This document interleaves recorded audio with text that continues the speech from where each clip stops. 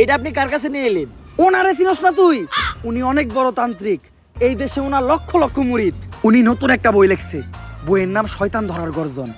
যেই বই পইরা নতুন কইরা লাখ লাখ মানুষ তান্ত্রিক হইতাছে। কিন্তু লালু ভাই, আশেপাশে তো কোনো তান্ত্রিক বা মুরিদ দেখতেছি না। আরে ওগুলা তো সব ফেসবুক আর টিকটকে। বাবা, সঞ্জনা নামের এক আত্মারে আমার ধরতে হইব বাবা, আপনি আমার সফল হওয়ার একটা উপায় দেন। যদি সফল হতে চাও তাহলে আমার লেখাই বইটি নাও, শয়তান ধরার গর্জন। এই বইটি নেওয়ার সাথে সাথেই তোমার জীবনে থাকবে না কোনো অর্জন। আমি কথা দিয়ে কথা রেখেছি, শয়তান আসেনি তো ফিরে। আমি শয়তান তাড়ানো গল্প লিখেছি আমার সারাটি জীবন ধরে। আমি অন্ধকারে মোমবাতি জ্বালিয়েছি, তবুও পাইনি ভূতের খোঁজ। আমি ভূতের অপেক্ষায় ছিলাম, ভূত নিজেই হয়েছিল নিখোঁজ। শয়তান ধরার গর্জন, পৃষ্ঠা নাম্বার চুদলিংপং।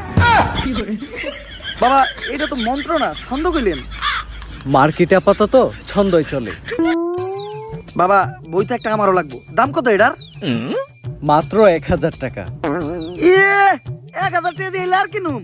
1000 টাকা হাতে নিয়ে ভূতের ডাক দিলে ভূত নিজেই চাল চলে আয় পড়বো। 1000 টাকা দিয়ে বইয়ের দাম, এই বইয়ের বিশেষত্ব কি? এই বইটা আমি আমার নিজ হাতে লিখেছি। দেহি হাতে লে